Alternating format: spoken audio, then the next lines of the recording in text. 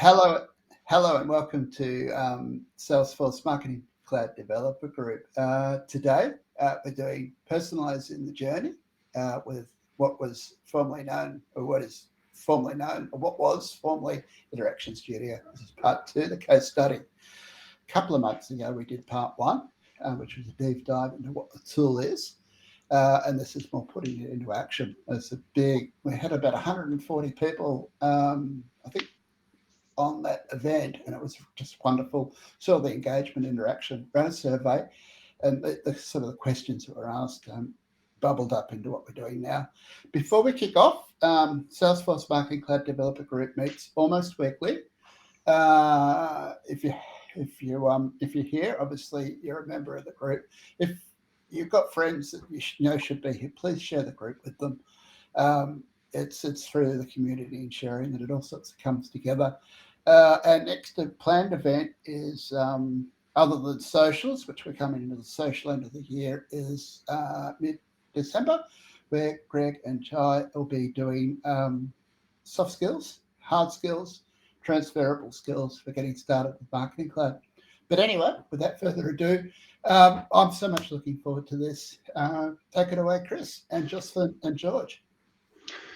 Thanks, everyone. We have another presenter today. Her name is Cathie Huang from Mecca, and her name and face should be up here. However, she's been on holidays and only recently just been able to confirm her attendance today. So I'll be your host for today, and I've volunteered to be a host because I am a solution engineer for Salesforce, and the part 1 of personalization was held a few months ago. And what I did is kind of gave a bit of an overview of all of the capability that Marketing Cloud Personalisation can deliver. We didn't go too deep into any one thing. It was really just designed as an overview, a couple of areas we went a little bit deep on just to sort of give everyone a bit of a taste. And because it is an entire platform almost in and to itself, there's a lot of areas we can go deep on. And so what we did at the end of that session was we held a questionnaire or a quiz basically to ask, what are you most interested in doing deeper dives on for a part 2 session? And the resounding winner to that was things to do with the sitemap. This is effectively the JavaScript configuration on a website, data architecture type of themes. And that really is the 2 big themes of today that we have both Josefin and George who are going to be taking us through. And then we have a special treat at the end to actually bring to life yet another example. In the Mecca mobile app, we'll have Cathie take us through how Mecca are using personalization inside the mobile app, how they're using it, what they're using it for, and open up for some Q&A as well. All right, so without further ado, I'm going to pass it on now to Josefin, who will run us through the next roughly 20 minutes, I think, yep, of content focusing on sitemap and data and setup and learnings from that. Over to you, Josefin. Thank you very much. So hi, everyone. My name is Josefin Hellqvist. I'm a solution architect and I work for OSF Digital. I specialize within Salesforce Marketing Cloud and Interaction Studio that is now called Personalisation. So on today's session, I'm going to be talking about website, catalog, and platform architecture.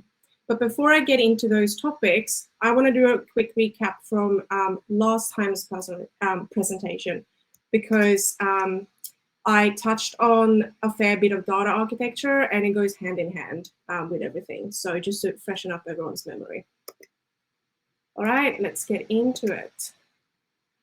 So data and website architecture goes hand in hand, and it's important to understand how it's connected before planning and implementation.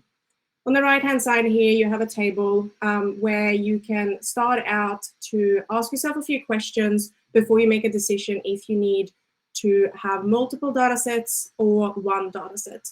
These all come down to if you have several domains, so several website domains. And regarding the product catalog, if you do have several, is this catalog or product shared between them? Does your domain support multiple regions, etc.? And if you do have multiple domains, are they similar in structure as well? And then last time I spoke about ETLs as well, which stands for extract, transform, load. On the right-hand side here, you can see a table of the available ETLs for you to use to ingest data into MCP. And this can be automated in Marketing Cloud Automation Studio, which is a very handy way of pushing data into MCP. I will be focusing on user ETL in the next few slides, but just so you know, you can see the other available ones as well. So have your data sources and user data sets planned out and available to use in Marketing Cloud. And then once you have that, you can use SQL queries to sort your data prior to ingestion. And to utilize Automation Studio to create an automatic process to export data from a data extension and then load it into MCP. And why this is a great way of setting up this process is because MCP has certain qualifications required for how your data attributes are written, hence why a data extension is quite handy, and then Automation Studio is very easy to configure. And I also went through a tip around deduping user data before sending this to MCP. An example of this is if your user identity is an email address, for example, and there are several contacts with the same email address, MCP platform will actually pick which record to select on a random basis. So we don't really have any control over this. And what we then chose to do is kind of take back that control and have a look at, okay, do we have any user attributes on these two records that we can specifically select that will be applicable to see which one is like last modified. And that's what you can see down here in this query as well, that we utilize the last modified date of the record. So we selected the most recent one to ingest. And a few important considerations around the data architecture is to carefully review CRM data structure. Like, what CRM objects do you need to include to reach your current and future use cases? You want to plan to structure your user data to avoid duplicates and clean your data prior to ingestion to avoid MCP to pick which record to use. And that's what I was talking about on the previous slide. And also, if your CRM is in SFDC, you can push like your new records that are coming through the user ETL, so that would go through Marketing Cloud. But then instead utilize the SFDC CRM integration to MCP to update your data instead that way. And I will talk more about this in a few further slides down. But this is very handy just to avoid like runtime error in Automation Studio and Marketing Cloud and kind of like separate those data flows out a little bit. And then, of course, keep a log to check against prior to ingestion to avoid updated records to flow through. Okay, done with the recap. So let's move on to user identity. So each data set needs an ID structure. So what you want to look for is what are the IDs that you will be capturing. This could be things like customer ID, Salesforce CRM contact ID, Marketing Cloud contact key, or email address, for example. And you also want to have a look for what is the ID that you will capture primarily. And the reason for this is not because MCP is using primary keys or anything like that, like the unified user record will have multiple IDs, but it's just good for you to have an understanding of what is like the primarily one that is going to be present on the website that is going to be flowing through into MCP, so for your knowledge. And then once you have established these, where do you capture them? And I have an example here to the right with an email sign up section, which is actually built on the NPO website in the footer section. And that's an excellent example of parts to look for on the website where IDs like email address or anything else might be present. And we want to be capturing things from here. And then once you've done that, you want to have a look at how are these connected with your database or CRM. And then once you have your IDs in place, you want to look for the particular user attributes that you want to capture. So these are usually built for your use cases, but also have a think about like future use cases that might come up, or the client that you're implementing this for might have a requirement of data tracking in general that might not have any any particular user use cases right now, but it might be a use cases more around data tracking. And these can be like first name, last name, date of birth, email, etc. And it's worth to mention that the unified user profile allows maximum of 100 user attributes. So keep that in mind when you select them. Only the ones that you need for your use cases, but also have a think about like potential future use cases as well. And then down below here, we have a section of code. So this is how you will be capturing these in the sitemap itself. So it sits within a listener section.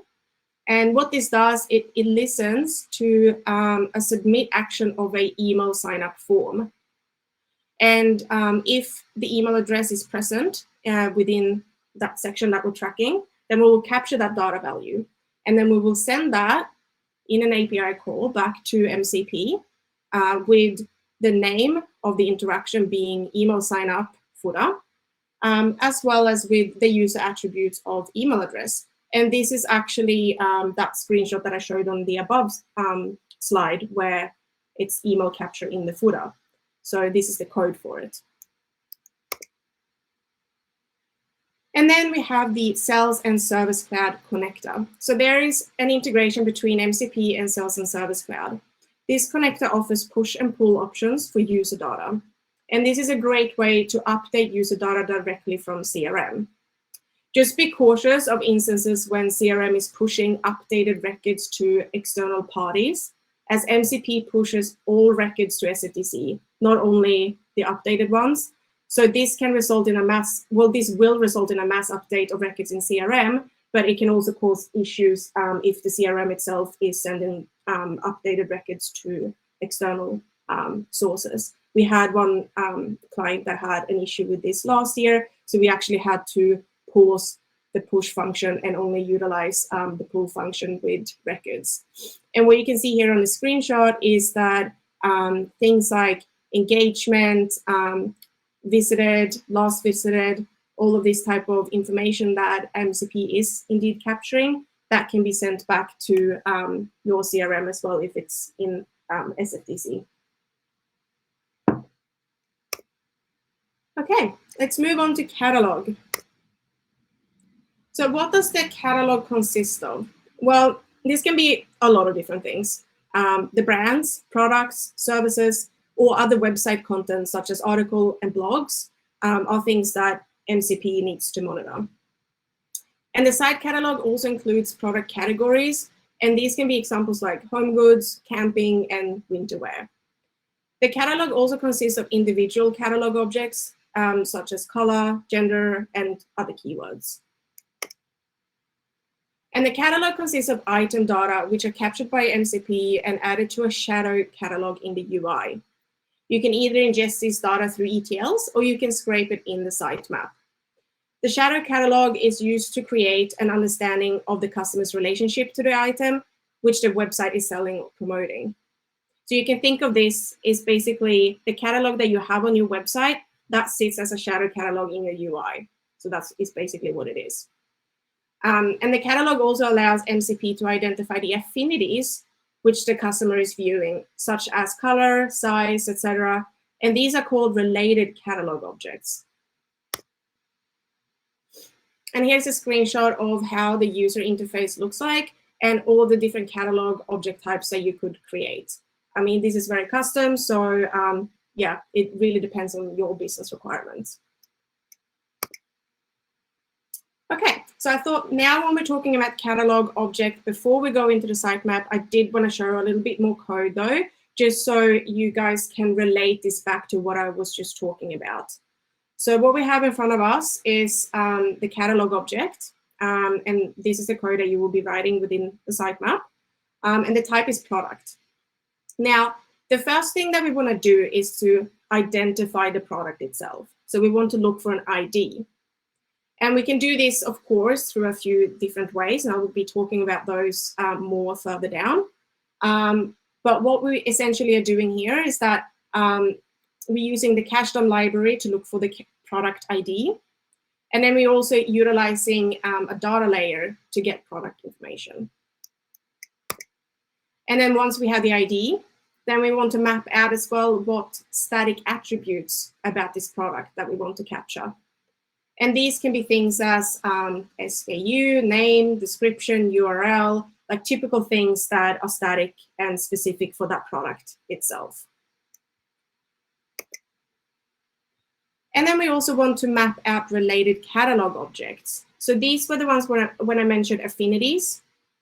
And what this means is that we want to build affinities around the user that is browsing on that website. So categories, gender, color, feature, anything that we might be able to utilize to personalize an experience for them in the future. Not necessarily just around that particular product, but other products that have these related catalog objects. Okay, let's get into site mapping. So MCP has its own library available for you to reference in your JavaScript sitemap development. And this library is called a cache DOM. And depending on your chosen SDK namespace, you can use Salesforce interactions.cache DOM or evergage.cache-dom. Salesforce interactions are a bit newer, but it will be the recommended one to use moving forward. Evergage will still be in use, of course, but Salesforce interactions will be the one, at least that I would recommend in general. And another call out as well is use the cache DOM library instead of jQuery or other libraries, as cache DOM remains unaffected by updates. Okay.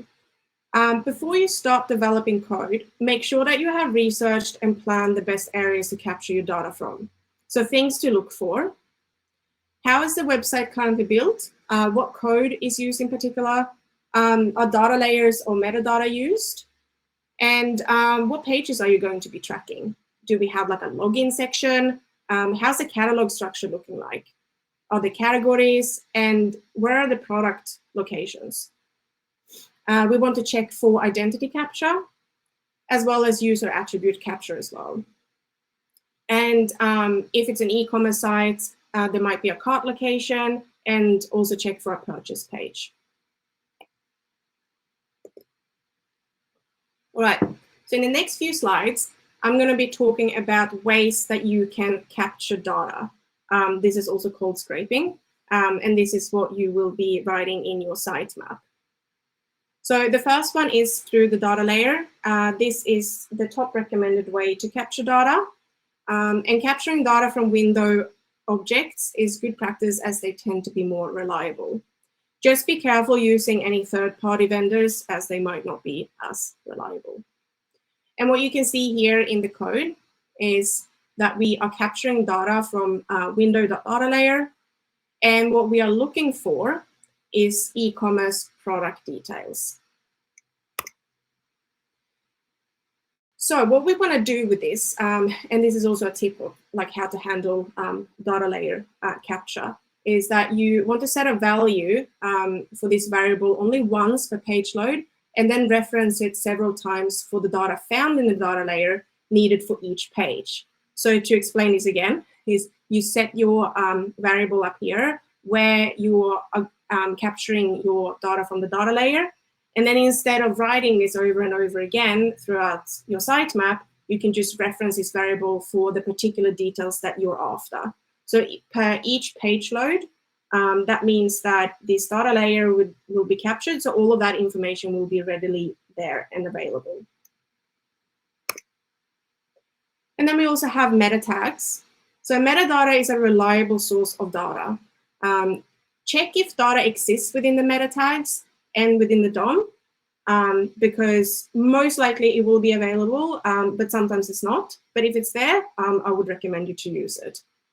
And MCP has built-in resolvers to use to capture data from meta tags. You can see an example of how this looks here. And the example below, so this is from the website itself. So there is a meta tag. We have a name with description and content with very nice product. So what we want to do here is that we want to capture the description of this product, which is has a description of very nice product. And what you can do then is to use the below resolver to capture the description value of this product. So this is how you will write it in the sitemap. So you'll see this description, Salesforce interactions.resolvers from Mecca, and description in here. And this will output the description of very nice product into this attribute itself of the product. Okay, item prop. So item prop attributes are used to add properties to an element on the site page. It holds a description of the content in the element, and you can use Salesforce resolvers to retrieve the data value from item props. So here is an example above, and here's from the website itself. So we have something called rating value, and we want to grab the value of 5 in this example. So this is how you would write it in the sitemap itself. So you write rating, Salesforce interactions, resolvers from item prop, rating value, and this will output the value of 5 back into MCP. And then we also have JSON LD. And JSON LD is a way to describe elements on a page with structured data. You can pass and retrieve data from JSON LD with resolvers, as I've mentioned in the many slides above. And you can either retrieve entire objects or single elements as described below. So this example is a little bit different. Whoops. And it looks like Salesforce interactions.resolvers from JSON LD. And what we're looking for here is name. So we have this script tag, which will be available on the website. And we want to get the value of name. So the attribute is here, and the value is world's greatest widget. So that's what it will be outputting back into MCP if you use this way to capture data. Okay, and then we get to URLs. So the URL of a page can contain valuable data. A great example would be the product URL as a static attribute of an item, because that's very often needed to be captured per product. So URLs might be excellent to utilize for that. But you can also use URLs to capture specific parts of the URLs as valuable data that you want to send back to MCP. It can be anything. It can be information about a product. It can be anything like that that you might want to capture. And then you can kind of like split up the URL, capture those details, and send it back to MCP. And then finally, we got the page source code that you can utilize. Even though it's recommended to use metadata or data layer as a preferred way to capture data, sometimes the DOM itself is the only place to capture data from. And in the table below, there is some examples for both SDK namespaces, so Salesforce interactions and Navigate, and different selectors that you can use to capture this data from the DOM. And that was that. So how can we handle privacy? I did speak about this in the last session as well, but I think it's probably good to have a bit of a recap on this as well, as it's very important. So MCP needs to adhere to all privacy considerations, such as the GDPR. And you can apply a script in the sitemap to handle this, where you check if the person has consented to cookies or not. So I'm talking about the GDPR, which is the European privacy laws. But we still need to adhere to this, because if you have a European person browsing on your website, even if it's an Australian website, and you're capturing the data without them knowing or has consented to it, that's wrong. And we need to make sure that we follow this. So for the Salesforce interaction SDK namespace, I have an example here. It's just from the console. And what you can look for to identify the cookies that are applicable on the website is to write Salesforce interactions.mcis.cookie.getJSON. And then you will get a list of the cookies that are available there. So if your website has something like this, we use cookies, accept, etc. We want to check for the cookies that is applicable to this. So once you've located that, then you can write a statement to check if this is true. And if it is, then initiate the sitemap. And for the Navigate SDK namespace, same thing there. This is just another example, a different way of writing it. But yeah, wanted to talk about privacy a little bit because it is very important and it's easy to be forgotten about, I guess. Okay, so some important considerations around data capturing. First of all, what language is the website built on? If it's React, then you might need to reconsider your approach. And how is the website populating product data? This is important because we want to make sure that we have an updated shadow catalog in the user interface. And if it's a multi-site implementation, does all websites use a similar data population structure? We have a example here of the code for like a multi-site implementation. So you can see how to structure that in your sitemap. And you want to check if data layers and metadata are used to populate information. And if they are, talk to the client's web development team if they have one to check what data layers are currently in use. Okay, final slide for me is activation. And first up, I want to talk about you want to check what the KPIs for the conversion of unknown to known customers are for the client that you work for. And how important is this to the business? Because you want to tailor your use cases around this, as data capture might be more valuable than activation itself at this point in time. So it really depends on the business use cases. So that's why it's important to talk to the clients up front to make sure that you're aware of this, so you're not missing out on something that might have been very valuable for them. So activation can happen through many different methods. We have web personalization, mobile personalization, Marketing Cloud Journey Builder and email triggers. You have mobile SMS or push notifications, as well as Service and Sales Cloud activations, and of course, external party activations as well. And that is it for me. And I'm going to pass on to my co-presenter, George, to talk more about activation and use cases. And thank you very much, everyone, for listening to me tonight.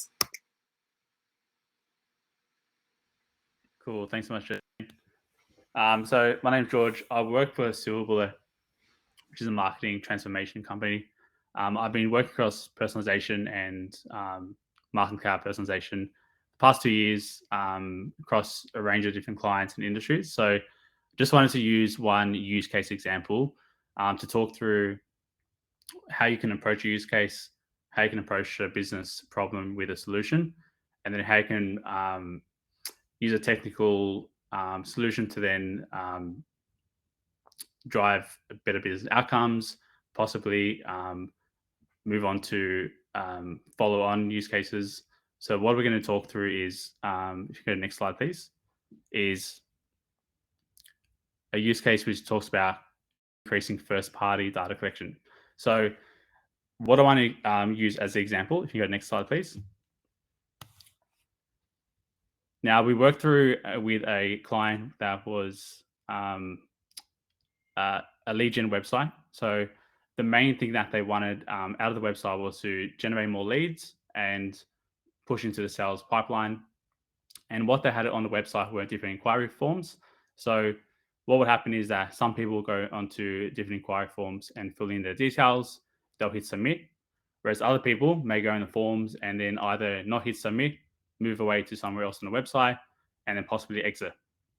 So what we'd worked with the client to improve were the number of sales leads on the site, the capturing of email addresses to enrich first-party data, and also to increase the number of customers who sign up to the newsletter to enter lead nurture journeys. So there are a couple of different objectives out of that. And what we wanted to do was really use a web use case to drive different outcomes. And how we did it was through different A/B test means. And I'll go into how that was split up and the logic behind that. And what we used as the base template for the web use case was the exit intent pop-up with email capture. Now, what we had to do though was made a few adjustments.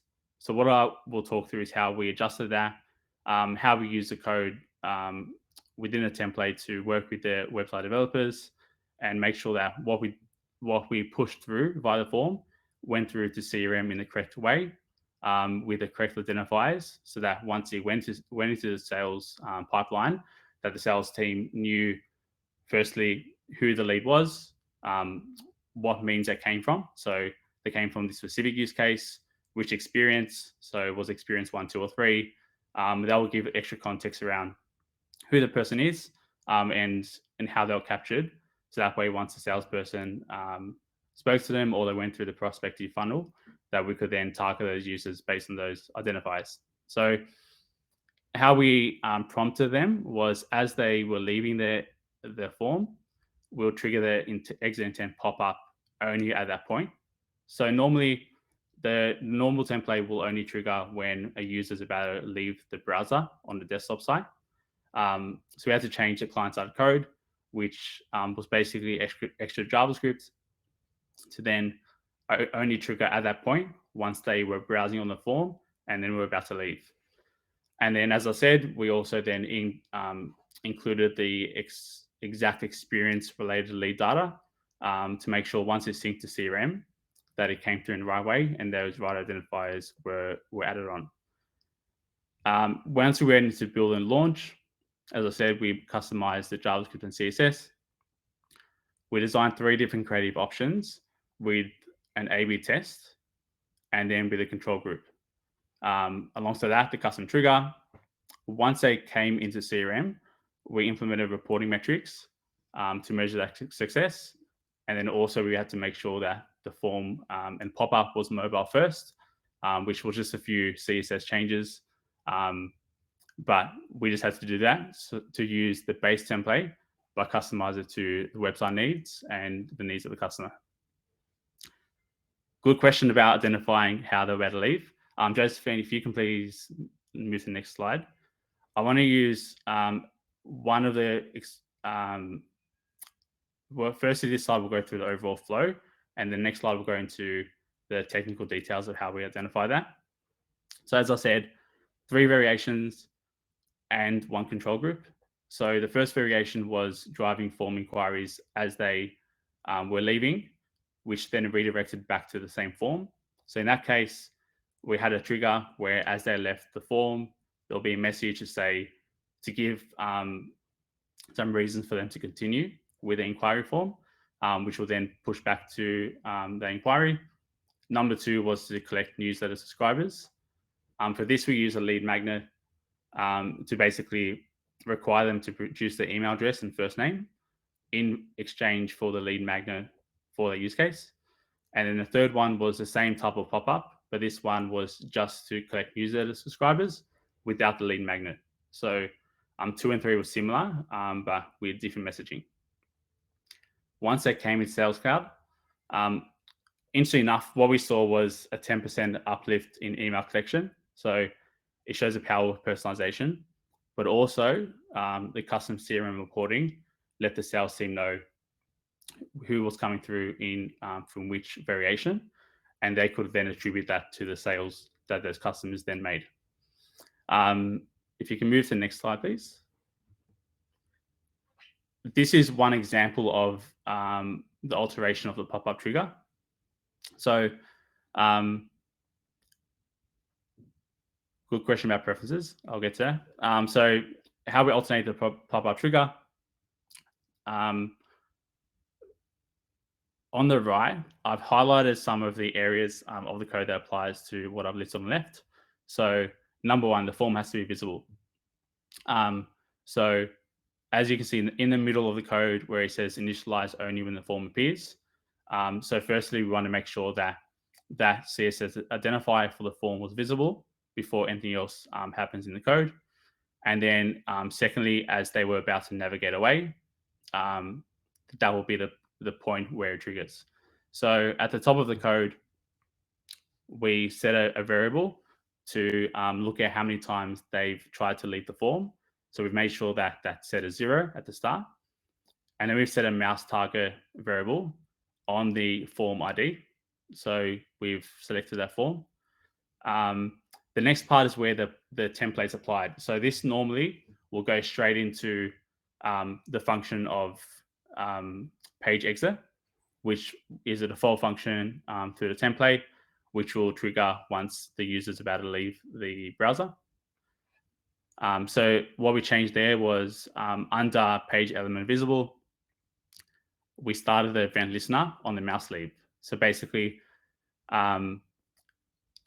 using a mouse leave event listener on that mouse target variable for the form. So we had to set a few steps along the way. So basically we're saying if the leave event count is 0, so basically we want to make sure it only triggers once. So if they've already triggered the form, if they happen to close it, then we don't want that to trigger again. So we want to make sure it's only happening on the first time. And then once that's triggered, we have the leave event count ticking over above 0 to make sure that it doesn't trigger again. And then the last bit of code was adding the specific inquiry event. So there was a specific form that was already there that already is populated with default content through the site, but we wanted to input the specific inquiry event for that, which was a return to form pop-up. So to answer the question about how we identified if they're about to leave, it was using the event listener on using mouse leave on the mouse target that we set. So this was once you look at the code, it's a fairly simple example, but it's this example that shows you how you can use the existing functionality, make changes according to the business need, because a page exit on the browser doesn't always work for that specific case. Plus, that doesn't work on mobile. So we had to make it applicable to both mobile and desktop. So that's about the trigger. And then, as I said, the syncing of attribution data to CRM. We've pushed through that specific value, but what we could also add is context experience. And what that does is looks at basically in the back end of the template, once a campaign triggers, the campaign response comes in a payload. And what the template does is look at that payload and looks at various variables to then populate the template with. In this case, you can use context experience, and that gives us specific experience ID. Now, there's a few different values we can get from the context to populate with, but that's an example of one where we could have potentially put context experience so that we added that to the inquiry event value to push it out dynamically based on the specific inquiry that the user was making. In terms of preferences, there was no specific preferences about the inquiries, but for newsletters, it pushed into their normal flow. So basically, what we did, we didn't override, we didn't create special functionality to push that to CRM. We utilized existing form behavior on the website and then tapped into that. So basically, it pushed through a new subscriber if they were subscribed to newsletter into the normal flow of subscriptions, and that will flow into their normal preferences through CRM and Marketing Cloud. So that's how preferences were managed. Josefin, you can move to the next slide, please. This is an example schema of how the different data points can flow between the systems. This isn't exhaustive. As Josefin said, there's different ways to make the data flow between the systems. But I just wanted to hone in on this specific experience. So for MC personalization, in general, so apart from just the specific use case, we're pushing CRM data of leads and contacts as well as opportunities through ETL. But in this case, we're pushing the core user attributes via ETL from CRM to Marketing Cloud Personalization. This isn't all the data. As Josefin said, there's only 100 attributes that can be set. So really, you have to identify which attributes you want to use for personalization and you want to segment with and target via personalization. So pushing those attributes through. In return, once people went through the campaigns, the web forms would then push through those campaign-related attributes, such as inquiry event, back to CRM. So that's instead of just ingesting data from CRM to personalization, we're also pushing that campaign captured data as well. And on the side, what we can also push through is campaign-related segments. So for example, if we create a segment in personalization of everyone that firstly viewed one of the experiences, but also segments of people who clicked through on experiences, we could also push that through via the personalization to CRM connector, which then pushes those segments through, as well as engagement data. So we can also push through how people have interacted with the forms, posts outside of just if they've clicked through or not, which gives better context to salespeople if they are potentially an existing user and have gone and seen one of the experiences. So that may inform better conversations between sales and that lead or contact once they're in contact with a salesperson. The part that will flow from CRM back to Marketing Cloud engagement, in this case, could be a journey trigger. So the client did set up different journeys based on if they came through certain experiences. So based on the inquiry event attribute that was populated in CRM, that will then be used in a journey trigger in engagement. So basically, as soon as the contact or lead record was updated with that attribute and it equaled a specific experience value, then the client could then set up triggers, set up journeys, different variations in that journey, and then continue that continue the flow of the customer journey from that point. Secondary part, as I said, with the inquiry event, this will be available on the page layout. So the user from the sales side could then look at how people have interacted with engagement, if they have a specific inquiry event set up and populated. And then we can also set up reports that automatically generate based on people that have come through, either from all time or in a specific date range, if sales want to outreach on a consistent basis. Josefin, have one more slide, please. So as I said, there's a few potential follow-ups. One is a trigger campaign. As I said, we can trigger journeys from engagement and then push through that into orchestrated journeys in engagement. Alongside this, you can also pass through additional attributes in the journey trigger. Trigger campaigns is fairly flexible, means there's different ways to trigger them. So I would suggest to go to the documentation, look through different ways that you can trigger campaigns. And the key part is that you can pass through any data attribute you want to in that, and that will sync through to a data extension value. So that pushes that value directly from personalization into the journey. Another one can be CRM next best action. So that could be potentially sending through personalized products or personalized content to a CRM record. And that way that could assist the sales process. What we could also do is once we've captured the first party data, we can then trigger email recommendations. We can have open time email content blocks, which then make the emails as the user opens them more relevant based on how they've engaged with the website and sales. So these are just three options, but it just shows that the customer journey doesn't end with one use case. The main aim for this was to capture the first party data so that firstly sales can act on it, but then the client can use the data to continue that journey and push that across the different systems.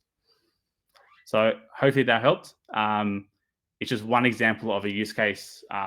As you know, there are many options, but it just shows the power of that journey and how personalization can help in that process. Cool. Thanks, Josefin. That's the last of my slides. Thanks, George. On to Cathie, please. Thank you. Hey, everyone. So my name is Cathie. I am the Martech Product Manager here at Mecca. For those of you who are from not Australia, Mecca is a cosmetics retail brand, and essentially we're currently based in Australia and New Zealand, physical stores, and we've also got an online store in China. So I'll just be here to talk a little bit more about how the business, which is everything that Josefin and George were talking about before, using the technology. I've said Interaction Studio, my apologies, should be Salesforce Marketing Cloud Personalisation. So next slide, please. Cool. So I'll be talking a little bit about two use cases here. We've got delivering omnichannel personalization here at Mecca. What omnichannel obviously means here is being able to deliver personalization across multiple different channels, being in-store, web, email, or on the mobile app. Next slide, please. So at the moment, how Mecca is currently using the Marketing Cloud Personalization is as follows. So George spoke a little bit about email personalization. So we do have open time email, which is OTE for short, here at Mecca. So every email that we send currently does have a couple of product recommendations at the bottom. We make full use of Interaction or Marketing Cloud Personalization's recommendation engine, and it is ensuring that the products are forever changing, as well as if you get a particular email and the product is then out of stock, when you open it again, it makes sure to replaces it with a different product. We also have triggered campaigns. This is specifically for abandoned cart. As George mentioned previously, this is quite a robust and dynamic way to feed product into our current templates. We have website personalization. We currently do A/B campaign testing along with utilization of segmentation.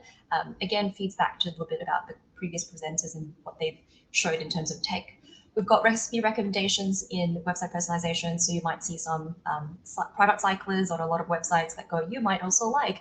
So along with all that data that we previously talked about and collected, we're able to then recommend products back to a user based on their behavioral data on the website, as well as other data that we import from the ETL. And last but not least, we've only just launched this at the beginning of this year, working with Salesforce solution architects. We integrated the mobile app with Marketing Cloud Personalization. So this allows us to drive more users to download the app in order to get a better experience. And of course, everything's mobile first these days. Next slide, please. So here I've got an actually particular example to show you what we've done with this particular mobile use case. I've got a screenshot there, little blue box, hopefully you can see. It's the website screenshot. So I'll take you through the website experience and then I'll show you what we did in terms of the mobile app as well. So being all tech people here, you know that there are different implementations. We don't really have this particular page as a on-screen or a session bridge, etc. They're all different sections of technology. So a beauty loop box reminder is what we do here at Mecca in terms of discovering new products for our members. They're free boxes. If you're a member, you are assigned a level, and we then give you these discovery boxes, I believe, 4 times a year. And so it's really nice to remind our members that these boxes are now available for you because they only run for a very short period of time. They're also heavily sort of while stocks last. And so a lot of members do receive reminder emails. However, as you would know, a lot of us don't open our emails or they go to your spam, so you might miss out. But we get a lot of feedback telling us that, look, I don't even get an email. How am I supposed to redeem my box, or I've missed out? So what we've done is we've personalized this particular content zone within our website using interactions, using Marketing Cloud Personalization. As you can see, I'm very, very attached to Interactive Studio. So essentially, we personalize this based on segmentation. So Marketing Cloud, all those attributes, we know that every individual user has a different level. And so different users will see different sort of box levels that's targeted towards them. Here at Mecca, we're actually very lucky. George and Josefin spoke a little bit about identifying user data. We've actually got a really great known user base. So we don't have the problem where we don't know the user. A lot of our members are actually known users, and therefore this makes the personalization a lot easier. And so this is an example, as you can see, that very, very small, I think it's a level 1 box, and that level tends to change for the different members with the different levels. Next slide, please. So in the next example, we've got the app. So this is our mobile app. As you can see, there are very different 2 images as well as slight different wording. And this is where the personalization comes into play. With the creative use of using segmentation based on a user attribute, we're then able to show different kind of curated images as well as different sort of language towards different users. This is not the only example. You can use this for pretty much anything. The other great thing is that you also have this kind of set and forget thing. So as a business user myself, I don't really want to go back and be reminded to switch off something, or rather as a customer, I also don't want to keep seeing the same campaign. Look, I've redeemed my box. Can you just not tell me this again?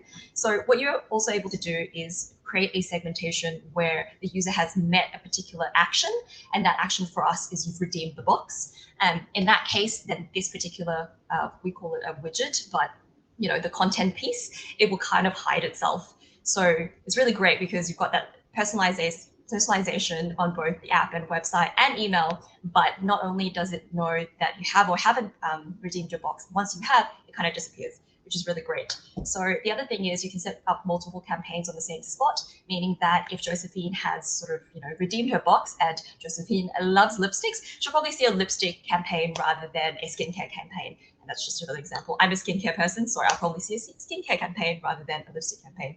And again, all of this data is gathered in the online behavioral data that Marketing Cloud Personalisation tracks. Next slide, please. So I actually have a very quick demo. I know we're running out of time. Oh, I've got a question. How do you maintain different content images to use for personalization? So we're actually implementing a content hub, but at the moment it's pretty manual. So I'm the one who uploads the different images when our design team gives them to me. They're uploaded into Marketing Cloud, and we've just got a few variations going. So nothing very fancy happening there. Cool. I just wanted to showcase a little bit of ID stitching using Perso. Again, Josefin mentioned a lot about the user identifying attributes that you can use. I'm not sure if I'm able to share my screen. I just wanted to go through. I'm not sure if Matt or someone can enable my screen sharing capabilities. Oh, there it is. Awesome. There we go. So what I used the interaction Marketing Cloud Personalisation identity stitching method is, so once a user has identified themselves on the Mecca website, we're obviously able to stitch together their ID using the identity stitching method inside Marketing Cloud. What we've done is we've actually gone over and taken over this content zone, or content as you will. And basically it is actually taking a quiz on a third-party website. Now, a lot of people may take a quiz and realize that, look, you've got to enter your email. I can't be bothered. I don't want to give you my email address, etc. And then they'll probably not take the quiz. And this is really essential to us finding more about a customer, but not making it hard. So what we've done in this sense is, just go back. So this is a normal quiz. I've clicked on it. You could have seen the URL. I'll do that again.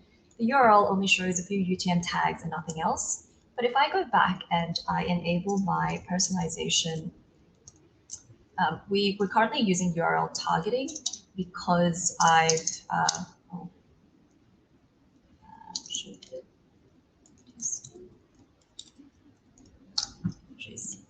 and it doesn't work. Okay.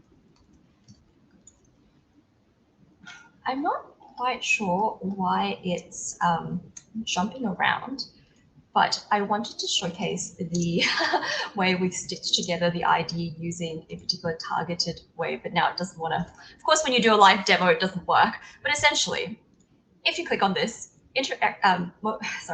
personalization identifies who you are on the website. And what it does, it actually passes in an ID here that is able to identify you and pass it all the way through to this third-party app. And what happens is we have integration back, and therefore we actually know who's taken the quiz without these people actually entering their email address or any kind of identifying factors. So that was a bit of a fail. I apologize. I'll have to go look at why Marketing Cloud decided to fail on me. But that wraps up the presentation from me. Thank you. That was fantastic. Thank you very much to Cathie, Josefin, and George. So good to see some of that stuff coming to life. There is some, no, I think we've actually answered all the questions yeah, in the chat. I've been keeping an eye on them. I believe we have covered them all. Please let me know if I haven't. But I think we'll open it up now for some Q&A. Feel free to come off mute and ask your question from the team. And we'll go for as long as we need to go. Don't worry about the time. We can be here until midnight if we've got some good questions. And you can get to hear my joke at the end of it all too. There's one that's come in from Nitish. Does iOS 14 have an impact on Marketing Cloud personalization?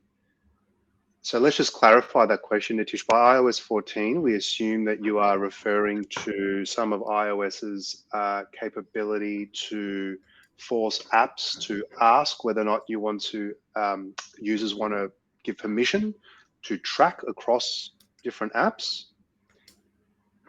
Yes. Okay, great question. I'm going to give a blunt answer and say short answer, no. And the reason is because what that's about is it's about third-party tracking. So think of like the Facebook tag, for example, or some of the old DMP tags that used to track behavior and then share it with other companies, essentially. But what's happening here is that the SDK that's used in the app is considered a first-party SDK. Right? It's Salesforce's SDK, yes, but the customer is using that, is storing that. They're not sharing it with any other companies or anything like that. So when you do get that prompt, this app is asking you to track across apps. If the user says no, that's not going to impact Marketing Cloud Personalization's tracking capability.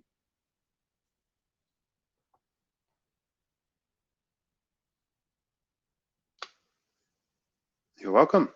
Any other questions, team? Otherwise, I'll hand it back over to Matt. Oh, we have a question from Akash for George. Cool. Journey's been triggered based on interactions. Oh, I see. Yeah, there's in terms of a connector specifically like that, there is none. The trigger of, if I read the question correctly, is triggered based on the API call. And if you want to transfer data across, you can use Automation Studio and ETLs, but there's no connector like there is for CRM and personalization, if that's the question. Yeah, just to clarify, Akash, you're asking, is there any Marketing Cloud to, so let's say you're in Journey Builder. Is there any way that Journey Builder can talk directly to the Marketing Cloud personalization? Or is it the opposite? I'd rather Yeah, opposite. yeah. I just want to be clear on which way it is that you're asking. Because one way you can do it as well is through segment add, which is a configuration in the UI, so you don't have to write code for it. So if someone qualifies for a segment, gets added to that segment, then you have that segment set up to inject these people directly into a journey audience. Yeah, that's right. So in the Marketing Cloud personalization interface, when you build a segment, there's a button that you click and you can then specify the journey entry source for them to go on. Now, just to address the other way around though, there is a new, I don't know if it's GA yet, someone correct me, I'll go double check this, but there is an activity, a Journey Builder activity that can be dragged and dropped onto the canvas. And that activity, I believe, goes ahead and updates specific attributes so that users can then qualify for a particular segment or for a web campaign or whatever it might be. I'm not going to elaborate too much on that because I'm not sure if that's GA yet. He says as he quickly logs into Marketing Cloud. Yeah, you can pass through attributes and events back to IS. So yeah, that is a way to push the data through. Yeah, there's an activity that's enabled. Just gonna, if there's no other questions, I'm just gonna go figure out the name of it. I've forgotten the name of this activity that you get on the left in Journey Builder. I think it's called an interaction activity. I'll confirm.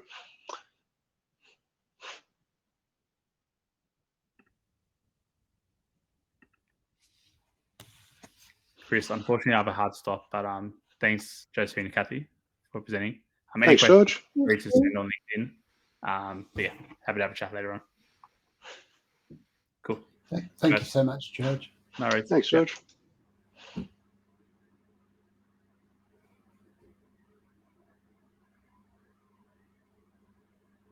Yeah, it's called a Salesforce personalization activity, which is an activity that can be added to the Journey Builder canvas. And I think Manshu's actually given a bit of input there. Oh, that's going the other way. Yes, that's very true.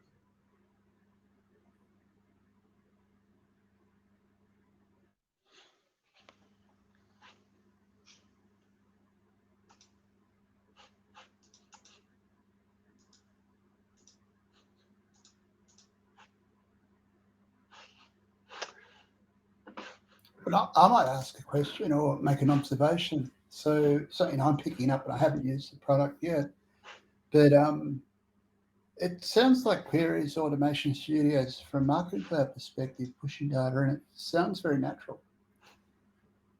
Like for a Marketing Cloud dev, it just sounds like we're using the tools.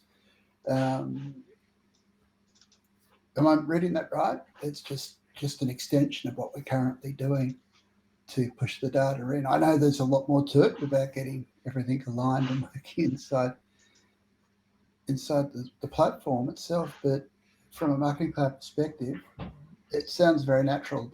Is that correct? Am I reading that right? I was going to let Josefin answer that one. Sorry, Matt, do you mean the ETL automation process, or do you mean activity itself in Journey Builder? But I guess it's the first one, the ETL. All right. Yep. Yeah, that's a question for me because I'm part of my presentation. Yeah, so it is. But basically how it works is that you are communicating through an SFTP. So you need to have an automation set up for it with file transfers, exports into that SFTP, which is basically the SFTP of MCP. And then you would take that through the ETLs of MCP side of things. So it's a bit of a process, but once it's set up in Automation Studio, it just runs. You don't have to look at it unless you get an error, of course. But yeah, once it's set up, it's straightforward.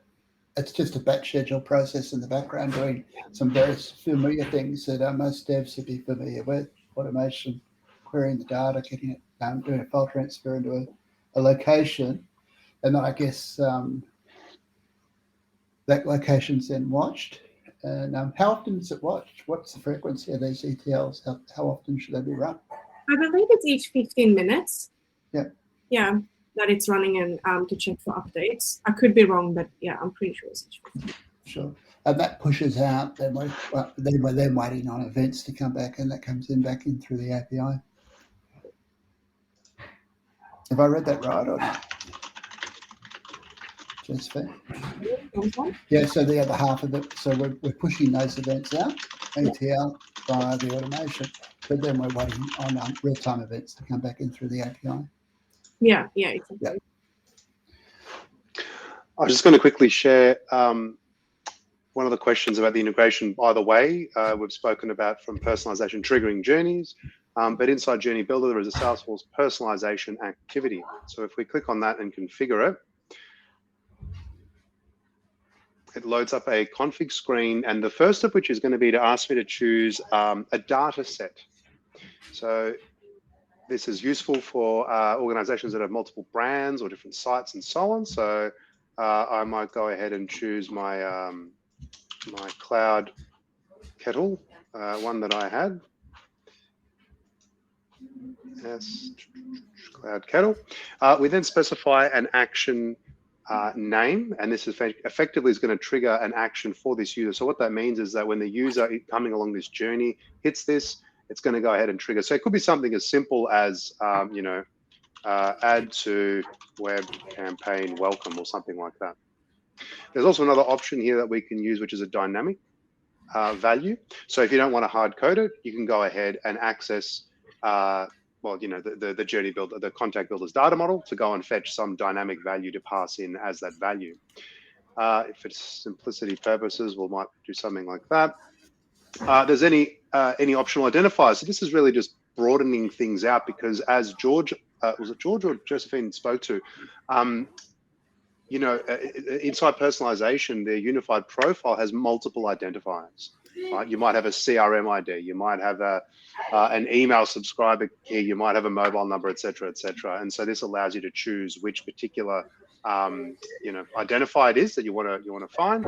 And then lastly, any additional attributes, right, that you wish to pass in. So the practical application of this is that you might want to trigger, in the case of my action name up here, and add to welcome campaign, for example. And what that's going to do is it's then going to fire that action off against that user profile. And then inside of personalization, you might have a segment that is created that looks for users who have had this particular action fired, and therefore they get added to that that campaign, added to that segment, and therefore are eligible to see maybe a mobile campaign when they open the app or something on the website, and so forth.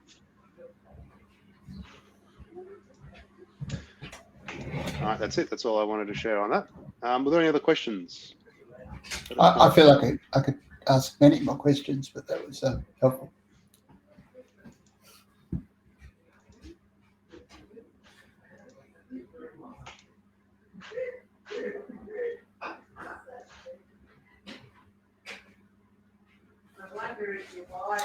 We've got one question there. This is personalisation activity need to be activated from support side. Yeah, good question, Andrew. That's kind of why I was laughing a bit, going, "Is this GA? Is this GA?" Because I've got it in my learning account, but I work for Salesforce, so that's cheating. Good question. Let's find out. We'll find out and get back to you.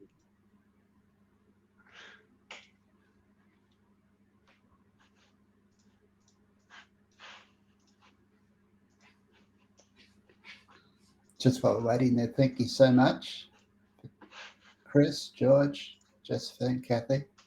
And Cathie, we'll get you featured on the little thing, the blurb at the front there. It's all right, man. Yeah. I got my Do you mind if I, after, okay. Do you mind if I just use your LinkedIn photo for that? Yeah, go for it. Thank you. Yeah, thank you.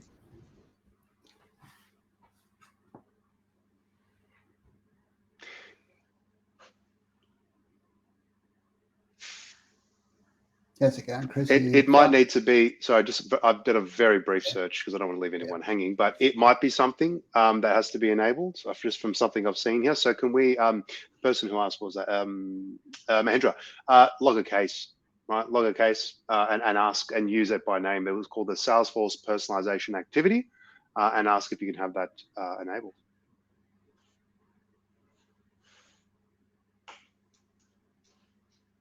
Well, let's wrap up. Thank you so much once again, Chris, Cathie, Josefin, and George for the second session. It's been wonderful. Should we do a third? Not this year. No. Next. let's wait for some new features to come out. But it's been really helpful. We'll get a link email sent out shortly after with video recording, link to the first recording, also a link to this recording to all chapter members. Thank you very much for joining, and thanks for supporting the Salesforce Marketing Cloud Developer community. It's awesome. Thanks so much, guys. Thank you, everyone. Thanks, Have a everyone. good night. Bye. Bye. Thank you. Bye.